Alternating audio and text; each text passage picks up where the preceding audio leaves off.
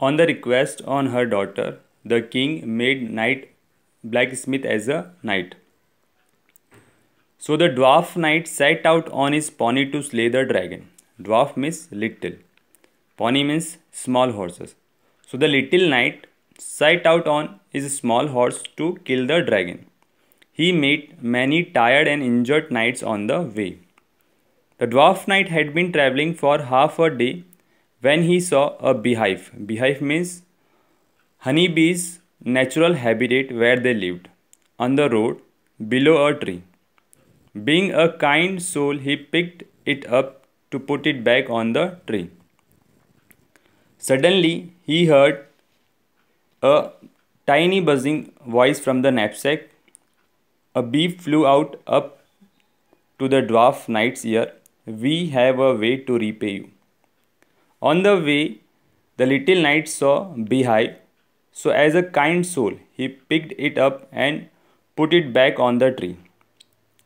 So a small honeybee came to him and told him, whatever you have done for us, so this is the time we will help you. Throw our beehive on dragon's head and we will save you. So the dwarf knight grabbed the beehive, threw it at the dragon's head. Immediately 1,000 bees flew out with 1,000 stingers. With their tiny swords, they stung the dragon again and again. The dragon's eyes began to swell and he could hardly see. With a blow of pain and anger, he leaped into the air and flew off to his cave in the mountain. So many honeybees attack on the dragon's head again and again. So the dragon eyes began to swell and he could hardly see. In the pain, he jumped into the air and again went into his cave in the mountains. Now the dwarf knight had to reach the dragon's cave. Again the bees helped him in this. He crossed the bridge and entered the cave. The dragon warned the dwarf knight not to come near him, otherwise he would kill him. But the dwarf knight was not afraid. With his kind heart, all he could feel now was pity. He wanted to help the dragon and give it water to drink and cool its swollen eyes. The little knight wanted to help the dragon because dragon got injured with bees attack. He climbed down to cliff to the stream below. At the bottom there was plenty of water but nothing to carry. Then he found a broken cup. Carefully picking it up from the sand, he filled it as best as he could and climbed back up.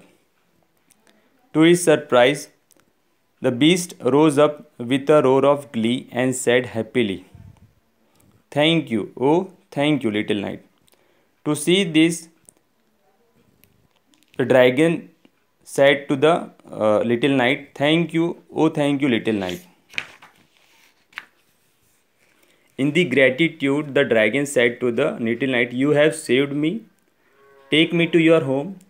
I will guard you forever. I will secure you. I tell no lies. If you will be my eyes, I will be your wings." The dwarf knight was shocked and delighted. The evil dragon was not evil at all time. It was proving to be as kind as new master. So the dragon became a kind-hearted. It is not evil like before. At first the king and all the people of kingdom were terrified and scared, except the princess. She trusted her dwarf knight and upon hearing the whole story set about immediately to make a healing salve for the dragon's eyes. They ordered a medicine for the dragon's eye. The dwarf knight married the princess and got half the kingdom.